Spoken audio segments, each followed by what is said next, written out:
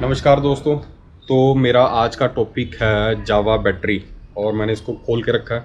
उसका भी मैं आपको रीज़न बताऊंगा क्यों मैंने इसको ओपन किया है। एंड जब भी मैं जावा के साथ कुछ नई थिंग एक्सपीरियंस करता हूं तो मुझे लगता है कि मैं बड़ा एक्साइटेड होता हूं कि मैं वो सब चीज़ें आप सब लोगों तक पहुंचाऊं। तो थोड़ी सी मैं आपको इसकी बैटरी की हिस्ट्री बताता हूं।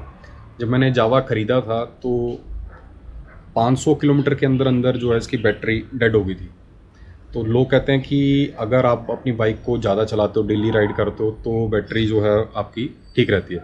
लेकिन मेरे साथ ऐसा नहीं हुआ। मैं इसको डेली यूज़ कर रहा था बाइक को। एक दिन मैंने इवनिंग में आके इसको खड़ा किया 30-40 किलोमीटर चलाने के बाद। देन अर्ली मॉर्निंग मैंने जब बाइक स्टार्ट किया तो बाइक स्टार्ट नहीं हुई, तो बैटरी जो है इसकी डेड हो गई थी। फिर मैंने खुद इस बैटरी को ओपन किया और चार्जिंग पे दे के आया। देन अगेन फिर मैं इसको डायरेक्ट शोरूम पे लेके गया।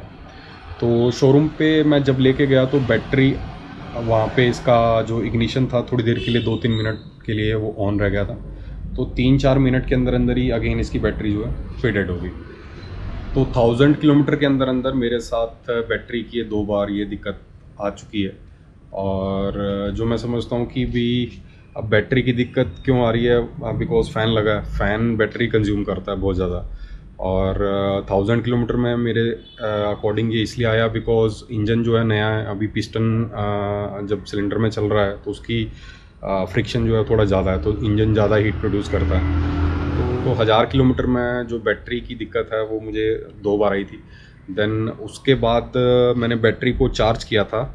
तो आप इसमें देखो, एक तो ये बैटरी में लिखा हुआ है कि ये मेंटेनेंस फ्री बैटरी है, इसमें कोई लिक्विड नहीं डालने की ज़रूरत है। एंड सेकेंड थिंग आप यहाँ पे देखो, ये लिखा है 0.8 इंटू 5 to 10 आवर्स। तो पॉइंट, तो इसका मतलब है कि बैटरी को अगर चार्ज करना है इसकी बैटरी को, तो आप इसको स्लो चार्ज करो, यानी कि 0.8 एम्पेयर में कम से कम 5 से 10 घंटे के लिए बैटरी को चार्ज करोगे तो ही बैटरी चार्ज होगी। अदरवाइज़ जब भी आप अगर अपनी बैटरी को लेके जाओगे किसी चार्जिंग पॉइंट पे, तो उनके पास बड़ा चार्जर होता है, वो बड़ा ट्रांसफार्मर होता है। उससे जब चार्ज करते हैं तो हार्डली बैटरी जो है 10 से 15 मिनट या मोस्टली आधे घंटे में आपको बैटरी चार्ज करके दे देते हैं। तो एक वो भी रीज़न हो सकता है कि ये बैटरी जो है मेंटेनेंस फ्री बैटरी है, तो इसको अगर आप स्लो चार्ज करोगे तो ज़्यादा अच्छा परफॉर्म करेगी। और ये मैं इसलिए कह रहा हूँ कि बिकॉज़ उसके बाद जब मैंने बैटरी को चार्ज किया था उसके बाद से लेकर मुझे लगभग, अब मैं इसको 10,000 किलोमीटर चला चुका हूँ, मेरी बैटरी में मुझे कोई इशू नहीं आया। बैटरी अब तक डेड नहीं हुई। लॉकडाउन में ये चीज़ एक बार हुआ था कि लगभग 100 दिन मैंने अपनी बाइक को राइड नहीं किया। और इन 100 दिनों के अंदर मैंने लगभग 8-9 दिन बाद अपनी बाइक को चलाया है, यानी कि 10 दिन में एक बार बाइक को स्टार्ट किया। तो लास्ट के कुछ दिनों बाद, यानी कि जब मैं इसको राइड करना शुरू किया था तो उस टाइम में इसकी बैटरी डेड हो गई थी। देन अगेन मैंने इसको स्लो चार्जिंग पे लगवाया था और अब तक ये अच्छा परफॉर्म कर रही है। बट ये सब जो है मुझे लगता है कि ये टेम्परेरी सोल्यूशन है बैटरी के रिगार्डिंग।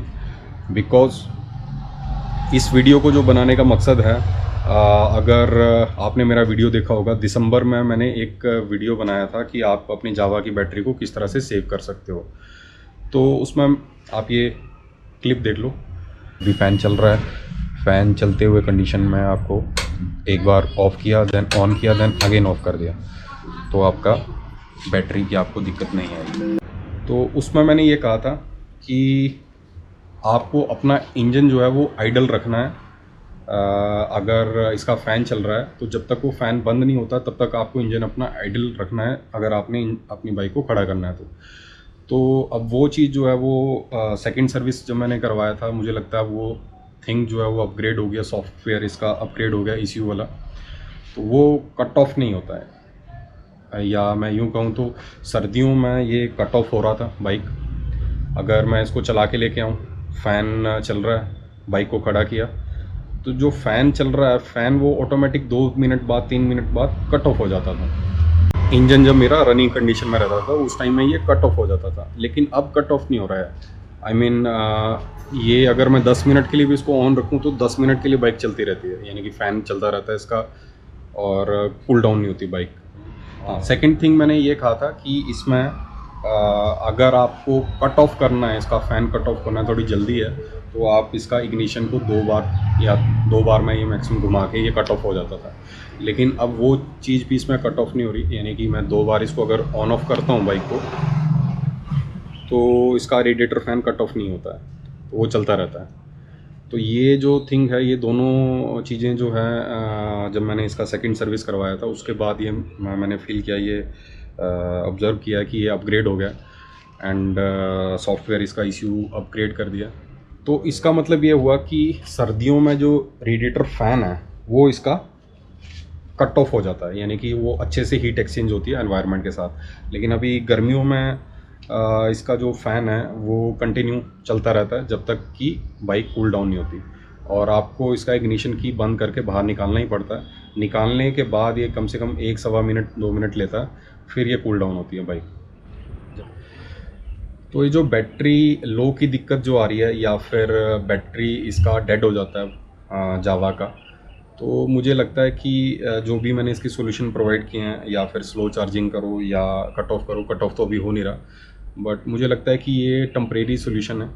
और बाइक में या फिर रेडिएटर की जो कूलिंग कैपेसिटी है वो जावा वालों को इंक्रीज़ करना पड़ेगा, या फिर इसमें बैटरी जो है थोड़ा ज़्यादा बड़ा कैपेसिटी का इसका बैटरी जो है वो यूज़ करना पड़ेगा। बिकॉज़ बहुत सारे यूज़र्स हैं जावा के जिनको कि फर्स्ट डे से ही बैटरी की दिक्कत आना शुरू हो जाती है।